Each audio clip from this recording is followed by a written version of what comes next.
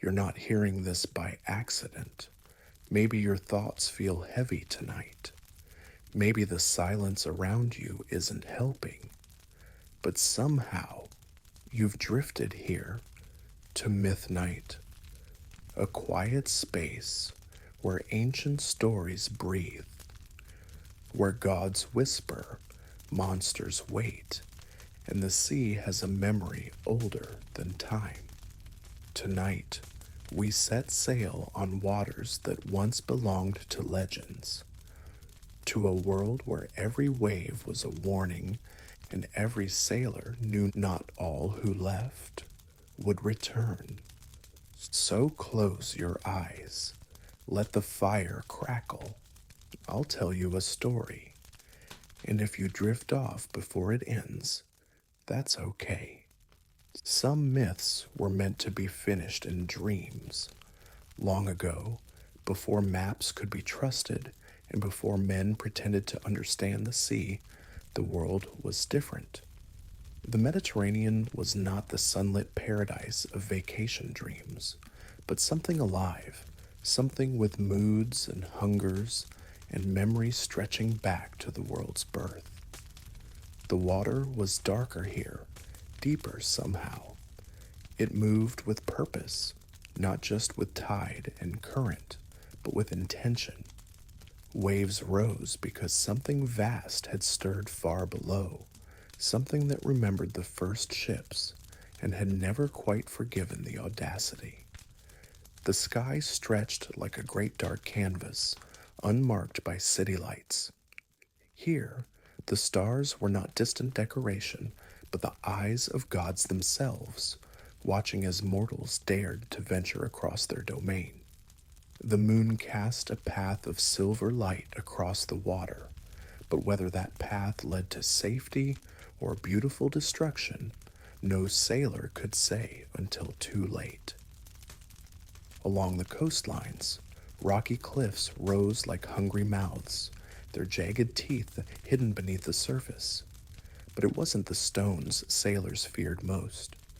It was what lived in the spaces between, in caves that tunneled deep into earth, in mists that rose without warning, in waters where shapes moved just beyond torchlight.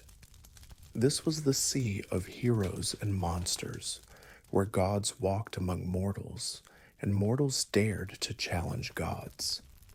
Every journey across these waters was a passage through the realm of the impossible, where ordinary laws dissolved like salt in endless water.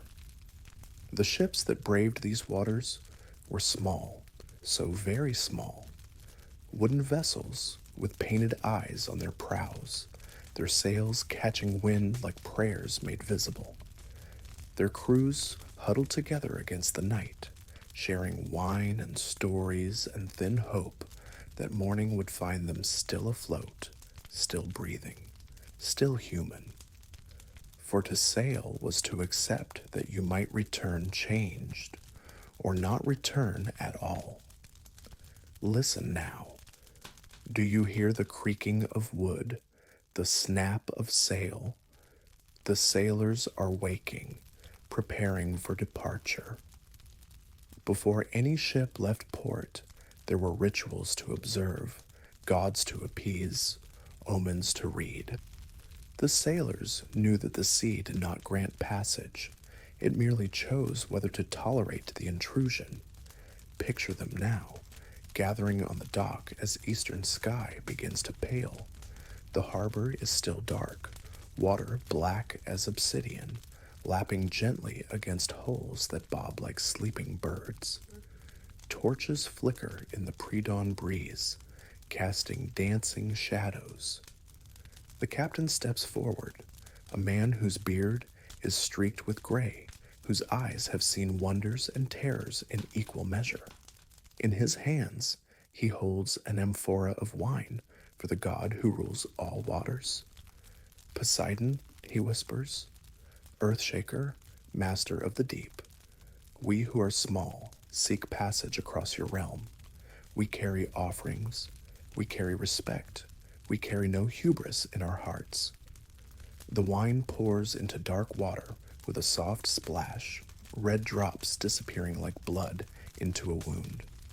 Around him, his crew stands silent, each man lost in his own prayers, his own fears, his own bargains with gods who may or may not be listening.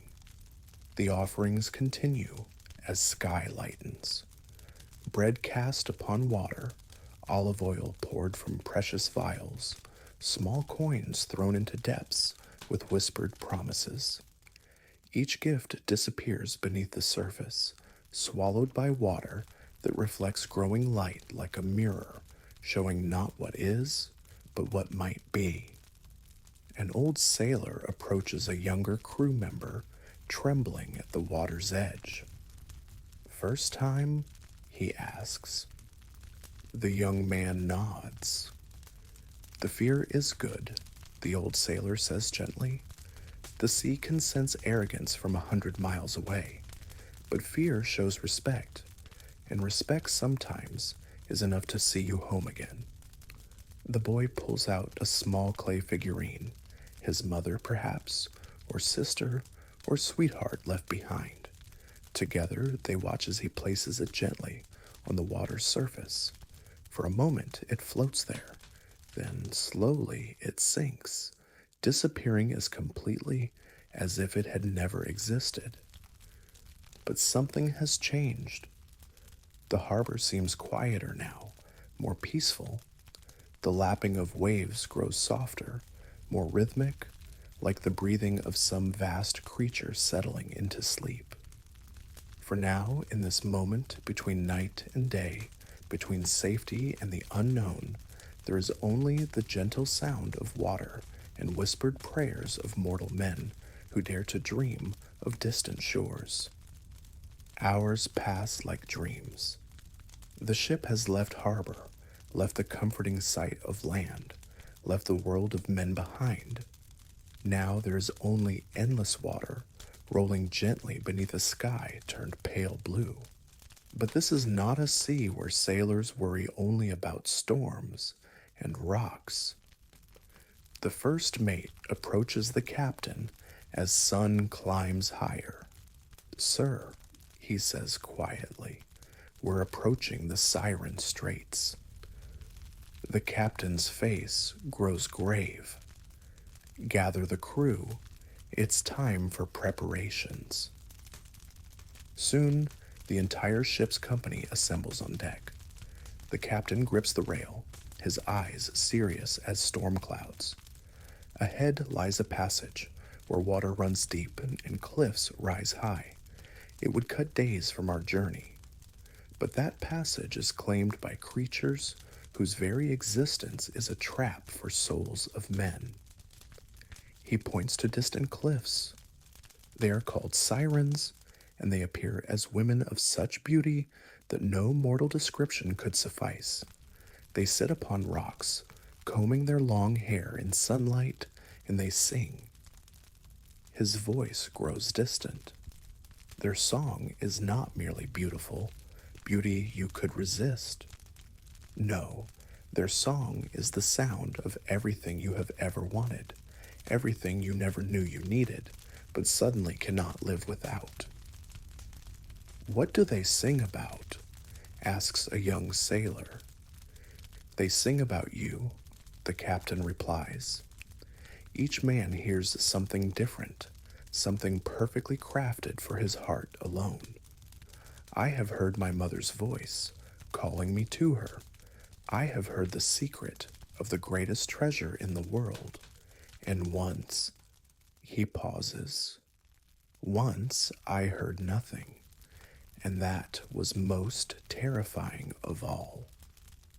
He reaches into a wooden chest and pulls out coils of rope and a ball of soft beeswax. There is only one way to pass safely. I will hear their song to navigate past the rocks, but I will be bound to the mast, and all of you will stop your ears with wax. One by one, crew members come forward to have their ears sealed. The substance is warm, molding perfectly to block out sound. Soon, They can hear only what travels through bone and blood, their own heartbeats, their own breathing. They bind their captain to the mast with thick ropes, wound tight and secured with challenging knots. No matter what you see me do, he tells them, though few hear clearly, do not release me. The ship enters the straits. At first, nothing unusual. Cliffs rise on either side, dark stone carved into fantastic shapes. Water here is deeper than anywhere they've sailed, appearing almost black despite bright sun overhead. Then they notice their captain's face changing. It starts as simple attention, head tilted as if straining to hear something distant. But slowly, his expression transforms into pure, undiluted wonder. Not the careful smile of a sea captain, but uninhibited joy of a child discovering magic. And then he begins to struggle, gently at first, testing his bonds as if wanting to lean forward. But the ropes hold firm, and his struggles become urgent. He pulls with increasing desperation, face flushed with effort, muscles straining until veins stand out on his neck. His mouth moves constantly, and though they cannot hear through their sealed ears, they can read his lips. He is pleading, begging, promising anything if they will just release him, just for a moment, just long enough to get closer to whatever calls from the cliffs. Most terrible are his eyes. They burn with longing so intense it seems physical, a need so complete that nothing else exists for him. He looks at his crew, men he's sailed with for years, and sees no recognition, no connection, only desperate calculation of how he might convince them to set him free. Some younger sailors step forward instinctively, moved by their captain's distress, but veterans hold them back, their faces grim with memory. They know the man bound to the mast is no longer truly their captain. The ship moves slowly through the straits. Every moment stretches like hours as they watch their leader suffer torments they cannot imagine. Some begin to weep, forced to ignore the frantic struggles of a man they respect and love. The captain fights against his bonds until ropes cut into his skin, his voice growing hoarse with shouting they cannot hear. He throws his whole body against restraints until the mast itself creaks. Then suddenly, it stops. The captain goes limp, head hanging forward, breathing ragged with exhaustion. They have passed beyond the siren's range. Slowly, carefully, the crew removes wax from their ears. First sounds to reach them are normal ship noises, creaking wood, snapping sail, gentle splash of waves, like awakening from a dream. They untie their captain with gentle hands, supporting him as his legs give way. For long minutes, he cannot speak, only stands trembling against the mast. Finally, in a voice barely above a whisper, they showed me my daughter. My daughter, who died when she was 3. She was grown up, beautiful, perfect, and she needed me. She was lost and afraid, and I was the only one who could help her. And I left her there. I sailed away and left her calling my name. The crew stands in silence, understanding at last why no mortal should hear the siren's song. What they offer is not false. That makes them dangerous. The captain's daughter was there, in some sense. The promises are real, the love genuine, the knowledge true. But the price of reaching for these gifts is everything else that makes life worth living. The ship sails on, leaving the straits behind. But listen, If you are very quiet, very still, sometimes you can still hear them singing. 3 days pass in relative peace, but the captain knows these waters, and as they approach a narrow passage between towering headlands, his face grows grave once more. Secure everything that can move, he orders. We're approaching the Strait of Choices. Ahead, they can see why this passage has claimed so many ships. On the left, a towering cliff rises from water like a broken tooth, its surface riddled with caves that seem to shift in changing light. On the right, water swirls in a massive spiral, as if some giant hand is stirring the sea itself. The choice is simple and terrible. Sail close to the cliff and risk the monster in its caves, or venture near the whirlpool and risk being pulled into crushing darkness below. Tell us what we face, says a young sailor. The captain looks from cliff to whirlpool and back. Scylla was once a woman, beautiful beyond description, but the gods are jealous, and when one took notice of her beauty, his wife sought revenge. The goddess Circe poured poison into the pool where Scylla bathed, not poison to kill, but to transform. He points to the cliff where shadows move within cave mouths. Now she is something else.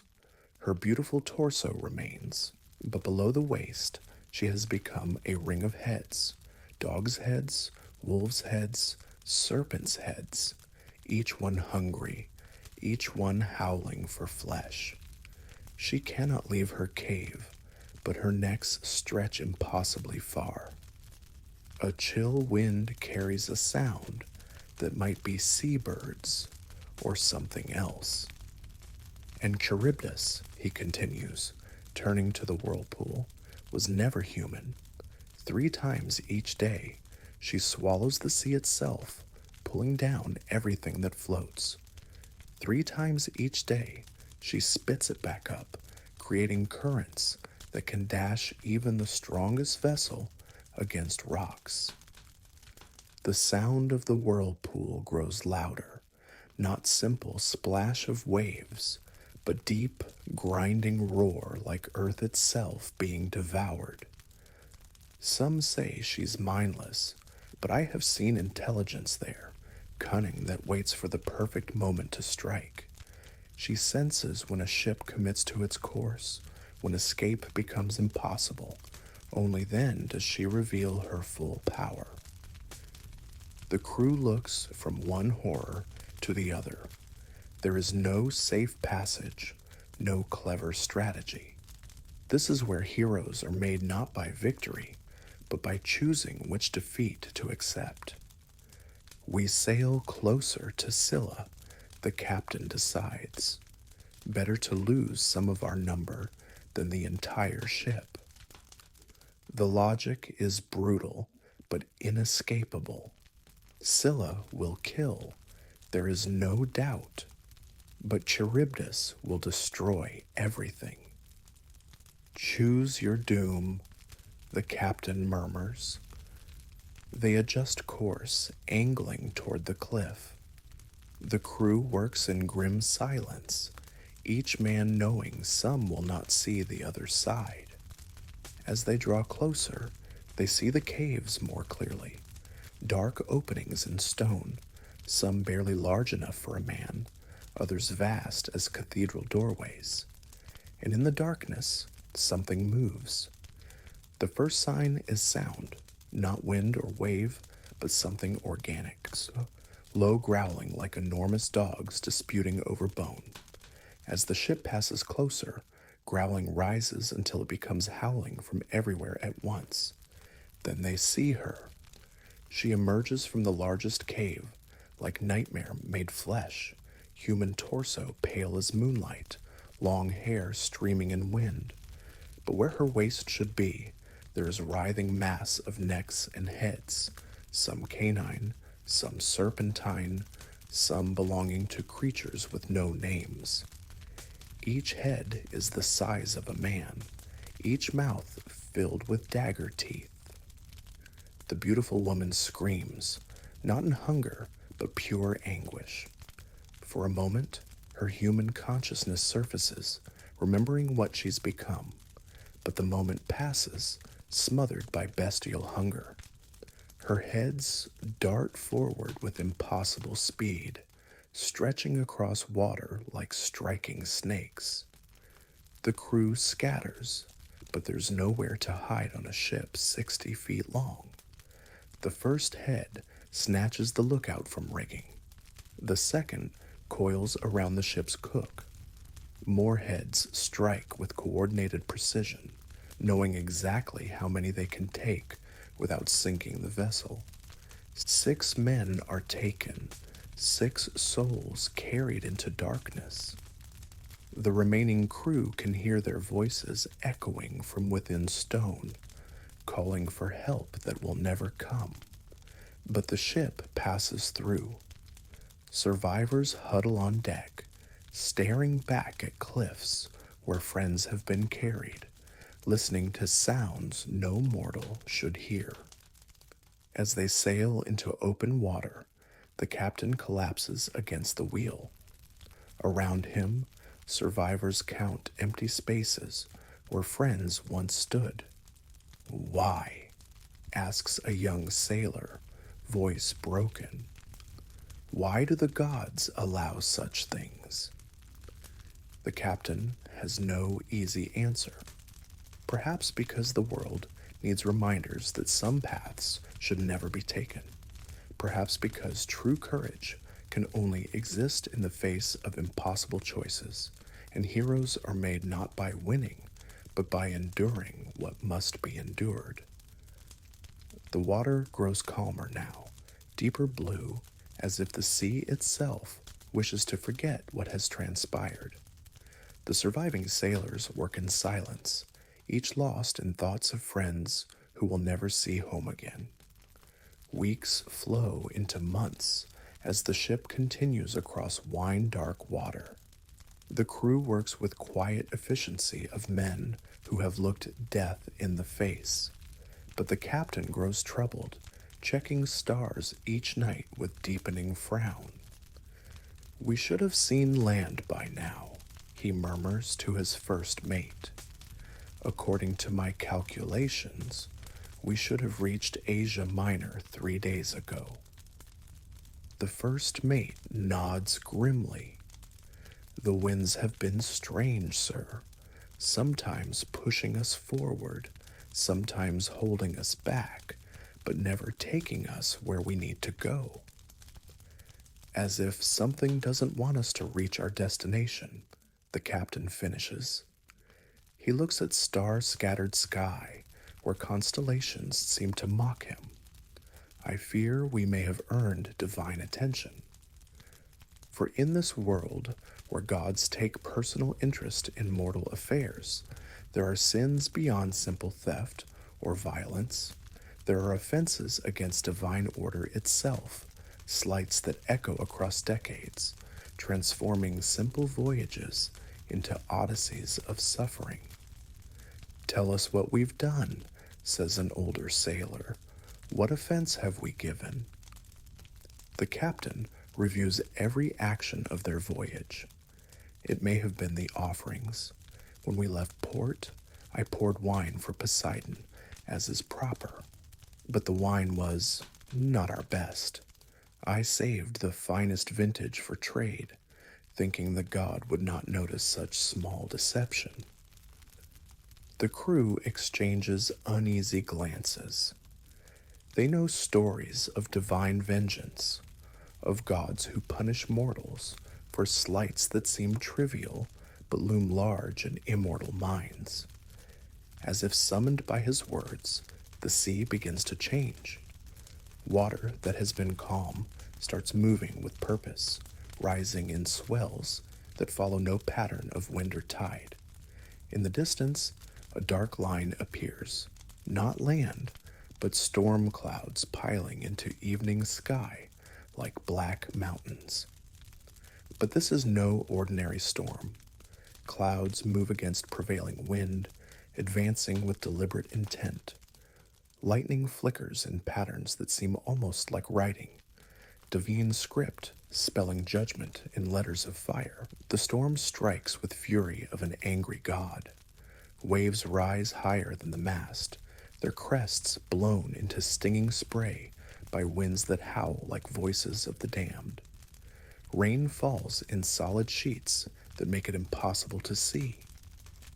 Worse than wind and rain is the sense of personality behind the storm, feeling that this is focused attention of immortal intelligence that knows exactly who they are and why they're being punished.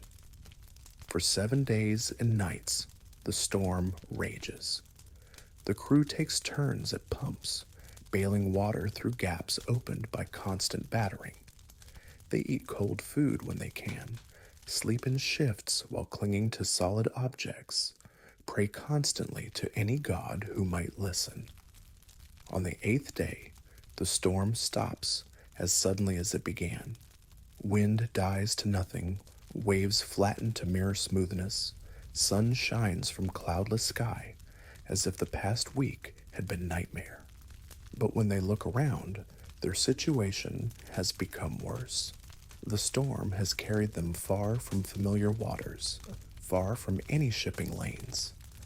The sea stretches endlessly in all directions like liquid desert. "Where are we?" asks the first mate. "Nowhere," the captain replies with terrible understanding. "We are nowhere at all. Poseidon has cast us into empty places of the sea, regions between the known world and realm of dreams. We could sail for years and never see land. They have food and water for perhaps another month. After that, they will join countless other sailors who have vanished into these empty waters." But the captain is not ready for despair. "We will make amends.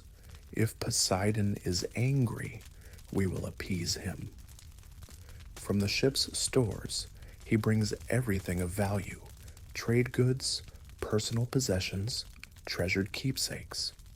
One by one, he casts them into the sea as offerings, each accompanied by desperate prayers. The crew follows his example, sacrificing everything they own. Wedding rings disappear beneath waves, family heirlooms sink into depths, letters from loved ones dissolve in salt water.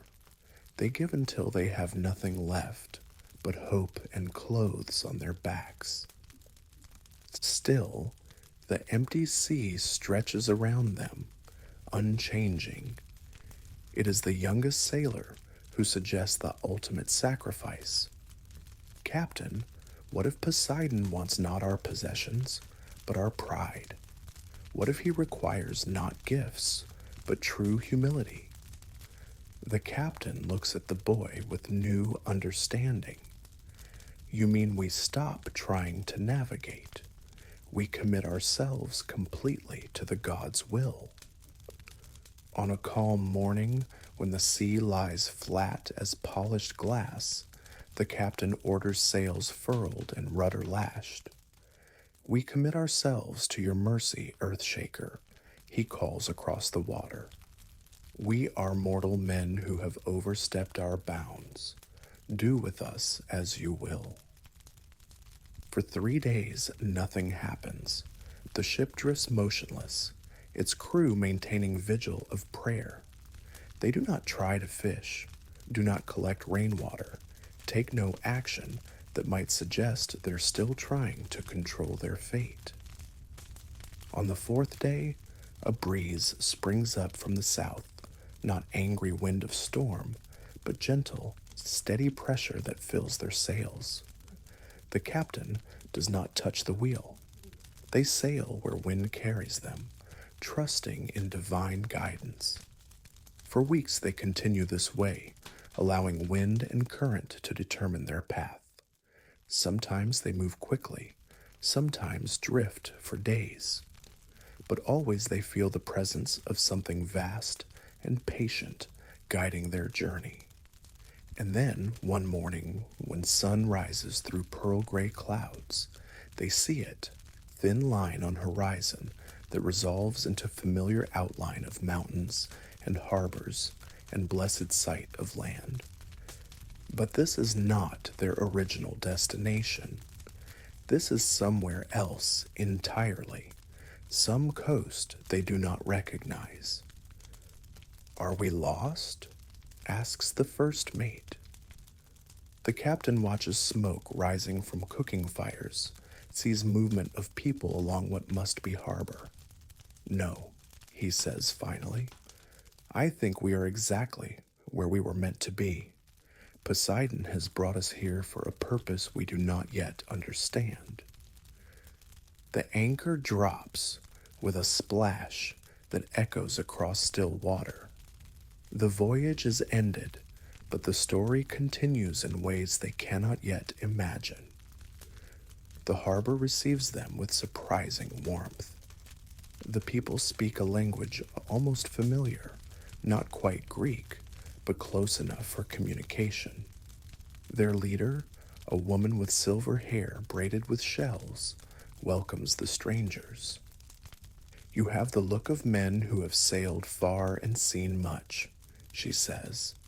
Rest here as long as you need. Our island has little wealth, but peace we have in abundance. Peace seems to emanate from every stone. The harbor is perfectly sheltered, the town built of white stone that glows softly. Children play with carefree abandon. Women tend gardens where flowers bloom in impossible profusion. Men work at trades that seem more art than labor.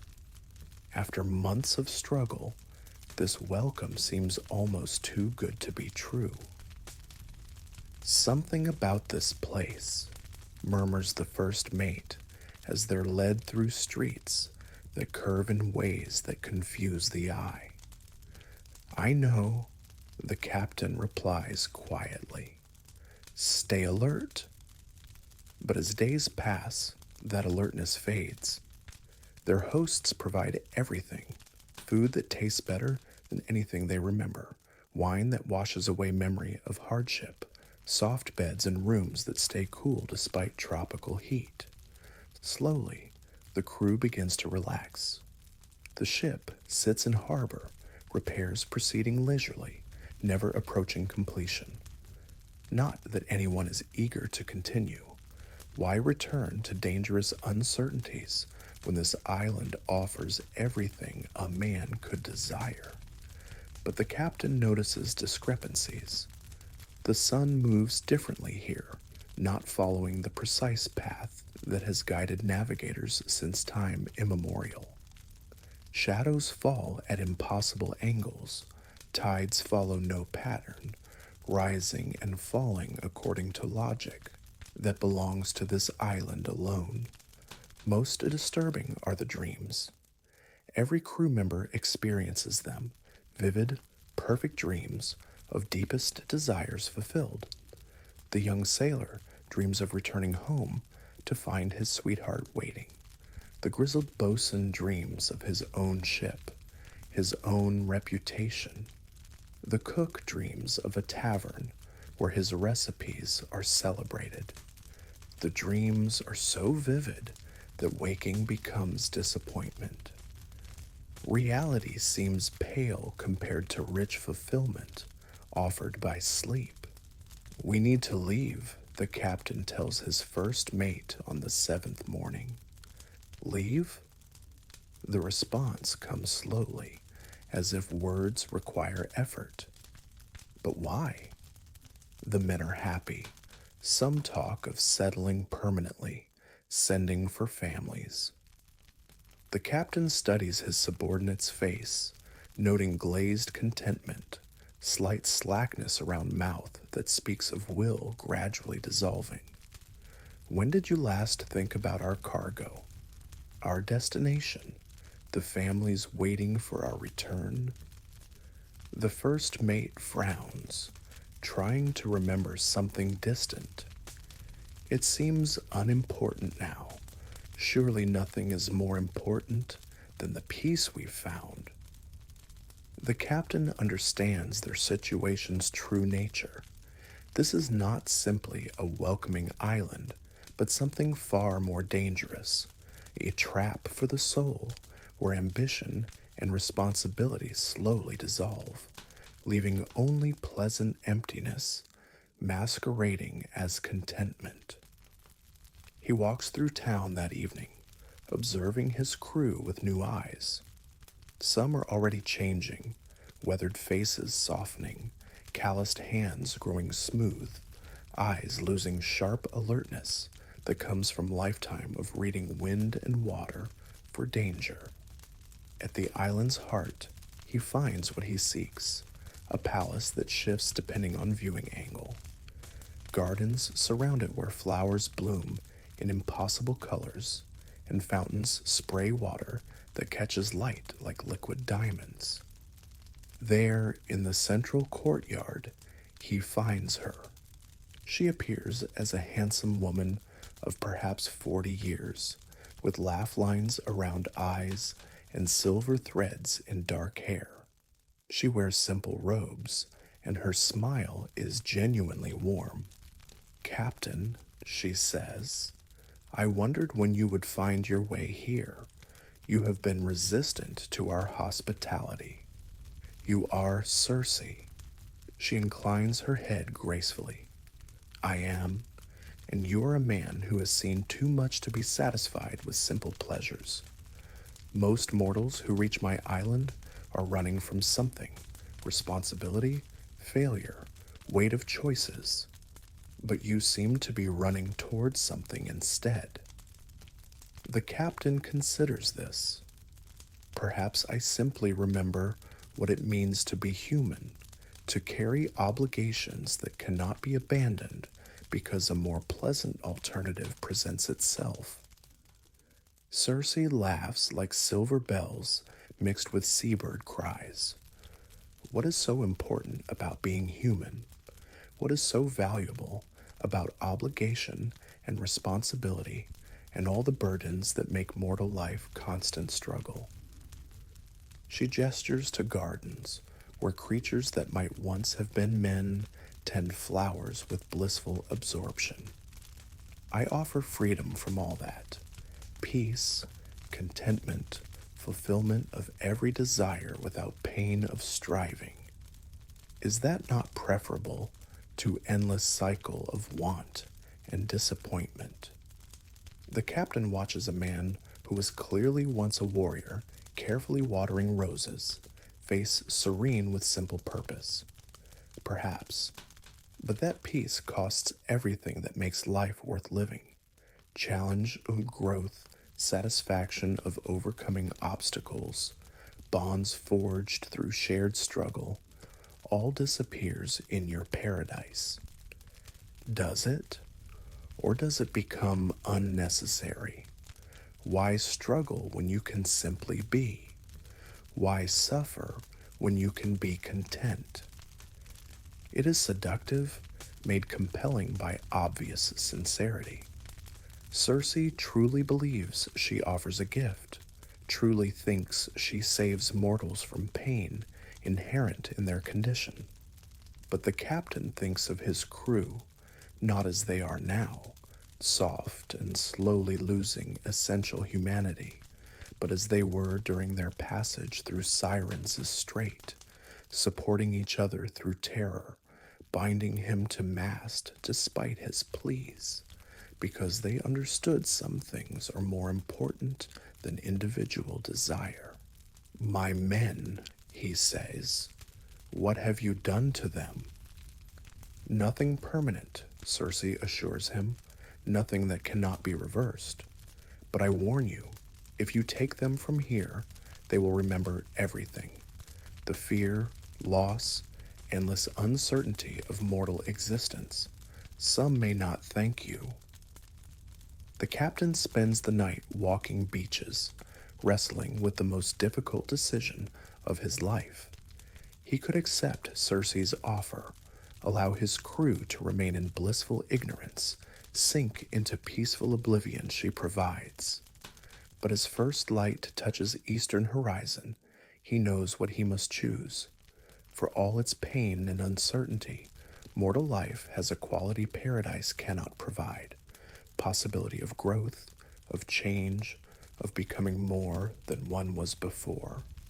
He returns to Circe's palace as sun rises. "I choose the sea," he says simply. She nods, sad but unsurprised. "And your crew? Will you choose for them as well?"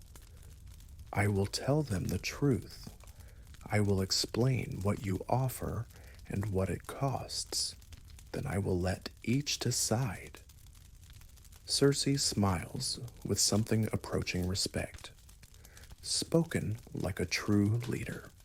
But know this: those who choose to leave will find the journey more difficult than the one that brought them here. The captain gathers his crew and tells them everything about Circe's true nature, the island's magical influence, the choice each faces. Some choose to remain. The cook, whose culinary dreams have grown so vivid he can no longer distinguish them from memory. Two younger sailors who find the prospect of returning to uncertain lives too daunting. But others, stirred by his words and dimly remembered sense of purpose, choose the sea. The first mate, shaking off the island's influence with visible effort. The boatswain, weathered hands already itching for familiar rope and sail. As the ship prepares to depart, those remaining gather on docks. There are no tears. The island's influence prevents strong emotions. Only gentle smiles and waves, as if the parting were temporary. Circe appears as the ship clears harbor, standing on a cliff overlooking sea. She raises her hand in gesture that might be blessing or farewell. But for the captain and those who chose to continue, there is only the familiar embrace of wind and wave, return to a world where every day brings new challenges and every choice carries weight. As the island fades and horizon opens wide, the captain feels something he'd almost forgotten: hope. Not false contentment from having desires fulfilled, but genuine hope that comes from freedom to strive, to fail, to try again, to become something more. The ship sails on toward whatever destiny awaits. Behind them, the island of false peace shimmers in morning heat. Ahead lies only endless sea, vast with possibility and dark with unknown dangers. In our time, when we think of the sea, we picture vacation dreams: crystal blue water lapping white sand beaches, sleek yachts cutting through gentle swells, cruise ships carrying thousands in air-conditioned comfort. The ocean has become our playground, our escape, our promise of relaxation. We book flights that carry us over water in hours, traveling distances that would have taken ancient sailors months or years.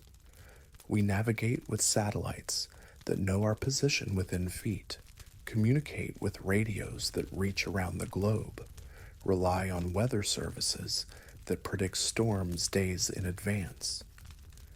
The sea for us is largely conquered, mapped, measured, made safe by technology. But imagine setting aside everything you know about modern travel. Imagine the sea as it existed in ancient minds, as they experienced it, with limited knowledge and primitive tools. For them, the horizon was not a distant line promising more familiar world, but the edge of the known universe, boundary between mortal understanding and domain of forces too vast for human comprehension.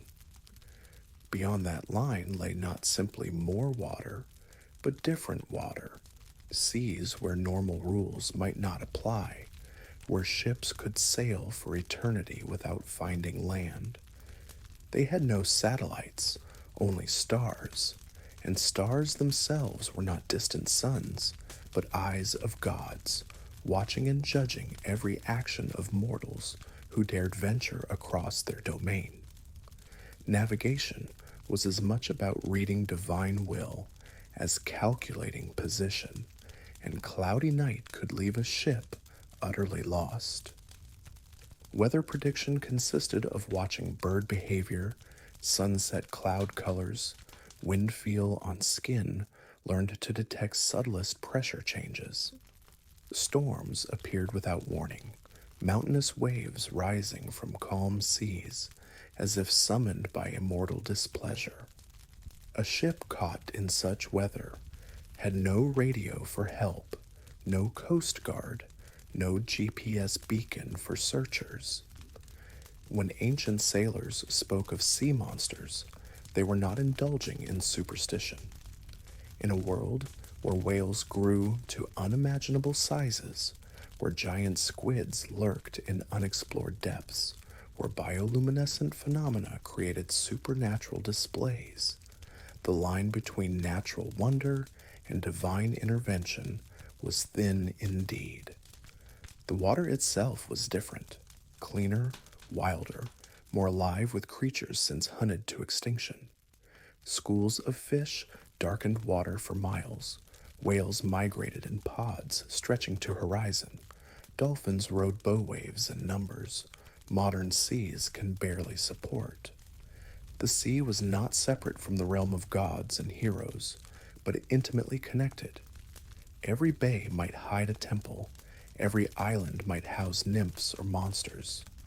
Water carried not just ships, but prayers and curses, offerings and supplications, hopes and fears of civilizations that understood themselves as small and fragile before cosmic forces. For ancient mariners, sailing was not recreation, but necessity, trade, exploration, war, exile, search for new homes when old ones failed. They chose the sea not for pleasure, but because land had failed them, because ocean offered possibilities solid ground could not provide. The ships themselves were not steel behemoths of our industrial age, but wooden creations small enough that every crew member knew every plank by touch.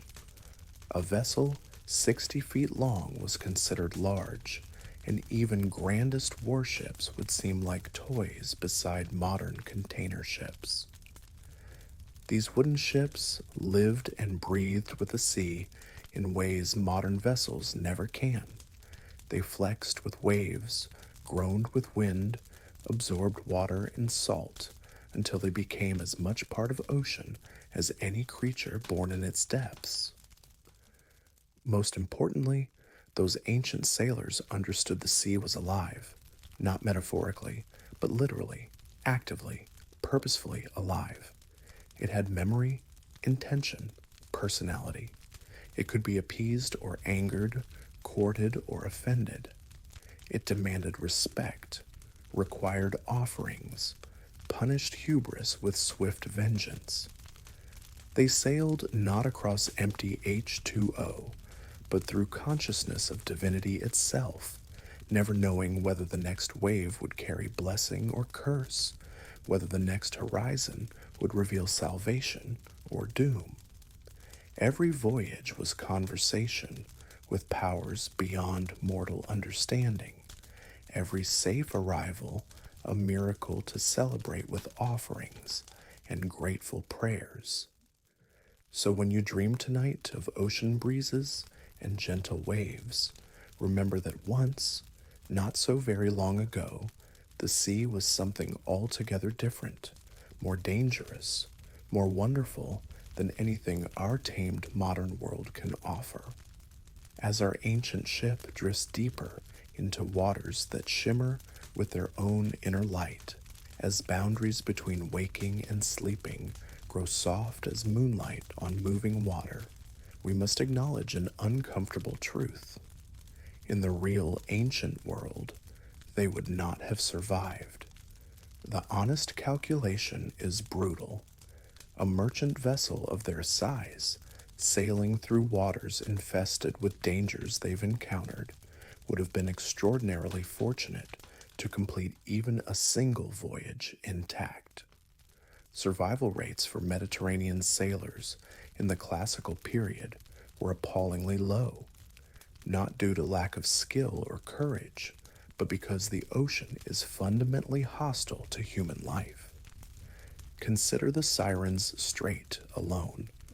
Real ships attempting such dangerous coastlines faced not mythological temptresses, but practical hazards often just as deadly: hidden rocks, unpredictable currents, winds that could drive vessels into cliffs before crews could react. Even with perfect navigation, many ships were lost to accumulated stress of wood and rope operating at design limits. The passage between Scylla and Charybdis, stripped of mythology, becomes impossible navigation. Threading a narrow strait between rocky coastline and powerful whirlpool, with no engine for independent propulsion, no radio for assistance, no detailed charts marking underwater obstacles. The months of drifting in empty seas, pursued by what they interpreted as divine displeasure, would more likely have been simple navigational error, miscalculation carrying them far from shipping lanes, beyond familiar landmarks, into regions where winds and currents could trap a sailing vessel for weeks or months. The strange islands offering supernatural temptations would in reality have been mirages of desperate men, hallucinations born of malnutrition, dehydration, psychological stress of extended isolation.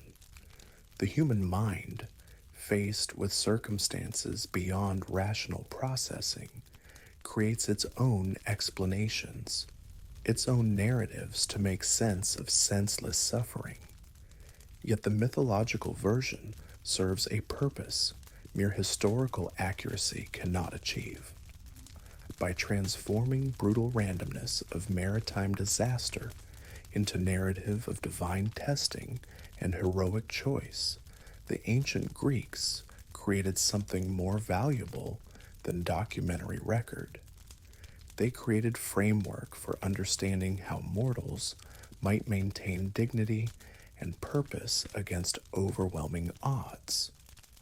The real sailors who inspired these stories, men who actually died in wine-dark waters, whose bones lie scattered across forgotten wrecks, they too faced impossible choices, displayed impossible courage, maintained impossible hope, with no reasonable expectation of survival. But their individual stories were not preserved because heroism, however genuine, cannot compete with the anonymous democracy of the deep. What myths preserve is not historical truth of what happened to particular ships, but emotional truth of what it means to be human facing forces beyond human control. The sirens represent not literal monsters, but very real temptation to abandon duty for desire. Scylla and Charybdis embody not supernatural threats, but authentic experience of choosing between different destructions. Poseidon's wrath reflects not divine psychology, but simple fact that the sea recognizes no human authority. In transforming maritime disaster into mythological adventure, the Greeks created stories that speak to experiences far beyond sailing. Anyone who has ventured beyond safe boundaries, anyone who has risked everything for possibility of discovery, anyone who has chosen the difficult path when easier alternatives were available. The crew of our mythological ship represents not just ancient sailors, but all who have ever dared to dream of distant horizons. Their survival is miraculous, not because they possess supernatural powers, but because they carry something stronger than mortality: human capacity to find meaning in suffering, purpose in uncertainty, beauty in the face of annihilation. They would not have survived the physical journey, but in another sense, they have achieved the only survival that ultimately matters: preservation of their story, their choices, their example of how mortals might face the impossible with grace and courage and undiminished humanity. And perhaps that is enough. Perhaps that is all any of us can hope for: not to survive the storms that will inevitably find us, but to face them in ways that honor the brief, bright flame of consciousness we carry through the vast darkness. As dawn approaches, though whether it is dawn of a new day or dawn of some entirely different beginning remains beautifully unclear, our dream ship and its crew of sleeping sailors begin to glimpse something on the horizon that fills them with wonder and recognition. It is a harbor, but not quite like any that has ever existed. The water here is perfectly still, reflecting sky so completely that it becomes impossible to tell where sea ends and heavens begin. Ships of every imaginable design rest at anchor, vessels from ages past and eras yet to come, craft built for seas that exist only in stories. There is Odysseus's ship, scarred by 20 years of impossible adventures, but somehow still seaworthy. Jason's Argo floats nearby, golden fleece still glowing faintly in its hold. Viking longships rest beside Phoenician traders, while sleek modern yachts share water with vessels that seem constructed of crystallized song or woven starlight. At the harbor's edge stands a city unlike any built by mortal hands, a place where architecture follows dream logic rather than physics constraints. Streets curve upward into sky, buildings exist in more dimensions than eyes can follow, and everywhere there is sound of voices speaking in languages that bypass ears entirely and communicate directly with hearts. "Is this where we were sailing all along?" the first mate asks. "Perhaps," the captain replies. Or perhaps, this is where every voyage ultimately leads, regardless of intended destination: the harbor where all journeys end and all new journeys begin. As their ship glides silently into harbor, guided by currents that seem to know exactly where they belong, figures emerge on docks to welcome them. Some are sailors they recognize from stories, legendary navigators whose names have become synonymous with exploration. Others are loved ones lost along the way, family members whose faces have grown dim in memory, but who smile with all the warmth they remember. Most numerous are sailors they have never met but somehow know, men and women from every age who shared their love of sea, their willingness to risk everything for possibility of discovery. "Welcome home," calls a voice from the dock, and it might be Poseidon himself, or perhaps just collective greeting of all who have ever found safe harbor after a difficult voyage. The ship comes to rest against a pier constructed from solid moonlight, its timbers glowing with gentle phosphorescence. The crew disembarks slowly, understanding this arrival marks not just their particular journey's end, but completion of something larger: their transformation from ordinary mortals into characters in the eternal story the sea tells about those who dare its mysteries. On the dock, they are greeted by a harbor master whose face shifts constantly, sometimes weathered sailor, sometimes beautiful woman with sea green eyes, sometimes something beyond human description. Your passage is recorded, this figure tells them, your story added to the great library. Rest now or sail again if you wish. Here, all voyages are possible, all destinations reachable. Looking around the harbor, they see departure and arrival happen simultaneously and continuously. Ships are always setting out for new adventures, while others return from journeys to places existing only between sleeping and waking. The harbor exists outside time, outside linear progression, in a realm where every possibility coexists. The youngest sailor asks the question all travelers eventually face. Can we stay here? Can we rest from wandering? The harbor master's smile encompasses all wisdom of the deep. You can stay as long as you wish, sail again whenever you choose. But remember, this harbor exists not as escape from the world of mortals, but as a reminder of what makes mortal journeys precious. It is knowledge that voyages end, that gives them meaning, certainty of arrival, that makes departure significant. The captain understands. This is not retirement from life, but renewal for it.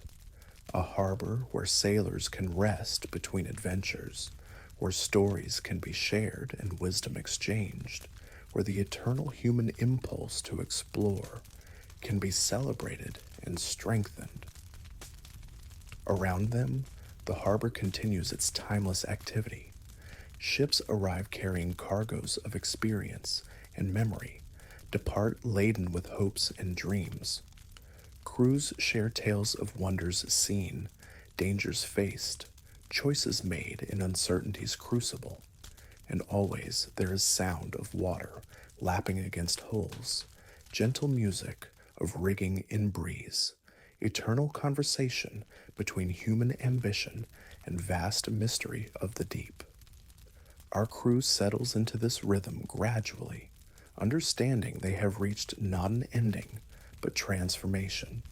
They are no longer simply mortal sailors, subject to ordinary limitations, but something more, storytellers, wisdom keepers, guardians of the flame that drives mortals to reach beyond natural boundaries.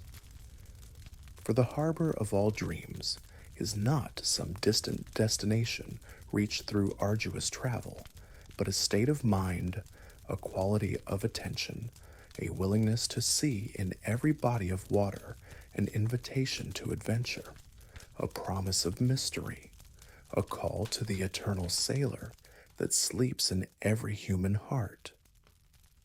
And so our journey together draws to its close, like a ship approaching final anchorage as stars begin to fade and first hint of dawn touches eastern horizon.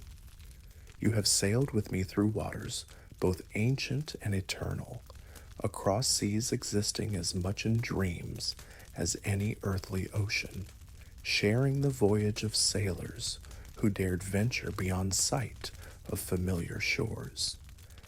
The ship rests now in that harbor where all stories converge, its crew transformed from ordinary mortals into keepers of maritime wisdom, guardians of the eternal human impulse to explore and discover.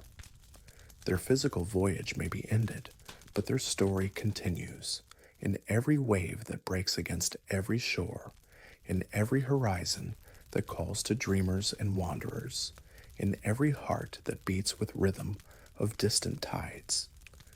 You too have been changed by this journey, though the transformation may be so subtle you do not yet recognize it. You have looked through ancient eyes at waters that seem to hold malevolent intelligence, felt terror and wonder of sailing through regions where gods and monsters were not metaphors, but immediate realities. You have experienced what it means to face impossible choices with courage and dignity intact. The mythological Mediterranean of our story, that wine dark sea where every wave carried divine intention and every island held supernatural significance, may seem impossibly distant from tamed and mapped oceans of our modern world. But the truths it embodies are as relevant now as 3,000 years ago. We still face sirens, though they may take form of social media feeds promising perfect lives if we sacrifice authentic selves, or career opportunities demanding we abandon deepest values for material success. We still navigate between Scylla and Charybdis, choosing between different destructions, accepting necessary losses to preserve what matters most. We still encounter islands of false paradise, places or situations offering comfort at cost of growth, security at price of authenticity, peace at expense of purpose. And we still must choose whether to remain in such places or continue our journey toward destinations we cannot yet imagine. The sea itself, that vast, unknowable realm our ancestors understood as domain of forces beyond mortal comprehension, still exists, though we may encounter it in forms our mythological sailors never dreamed. It appears in quantum mechanics, mysteries suggesting reality may be far stranger than everyday experience suggests. It manifests in psychological depths where conscious minds meet forces arising from collective unconscious, shared by all humanity. Most importantly, the capacity for heroic choice our sailors demonstrated, ability to maintain courage and compassion and dignity against overwhelming odds, remains as vital now as in the age of bronze and sail. Every day offers opportunities to choose difficult path over easy one, to honor obligations to others, even when costly, to sail toward uncertain horizons rather than remain safely anchored in familiar harbors. The sleep that comes to you now, dreams that will carry you through darkness until morning returns, are themselves a kind of voyage, journey into deep waters of the unconscious, where myth's wisdom still lives and breathes. In your dreams, you may find yourself back on that ancient ship, feeling deck roll beneath feet, hearing canvas snap in wind, watching phosphorescent patterns tell stories in languages older than words. If such dreams come, do not dismiss them as mere fantasy. They are messages from the part of your soul that remembers when the world was young and full of wonders, when every journey was odyssey and every sailor potential hero. They are reminders that capacity for adventure, for discovery, for transformative experience that changes us at deepest levels has not been lost to our modern age, but merely awaits our willingness to recognize and embrace it. The harbor where our sailors found rest exists not just in myth, but wherever human beings gather to share stories of courage and loss, wisdom and wonder. It manifests in every conversation where someone speaks honestly about challenges faced and choices made. It appears in every moment when we recognize that individual struggles are part of something larger, the eternal human quest to understand our place in a universe that is by turns beautiful and terrible, meaningful and absurd, intimate and unimaginably vast. So close your eyes now and let gentle motion of imaginary waves carry you toward whatever shore awaits. The ship that brought you this far will carry you safely home, guided by stars that shine with accumulated wisdom of all who have ever dared to dream of distant waters. And in your dreams tonight, if you listen carefully, you may still hear it, the eternal conversation between wind and wave, between human longing and cosmic mystery, between the small flame of individual consciousness and the vast darkness that surrounds and contains and ultimately embraces us all. Sleep well, fellow traveler. Sleep well and dream of seas.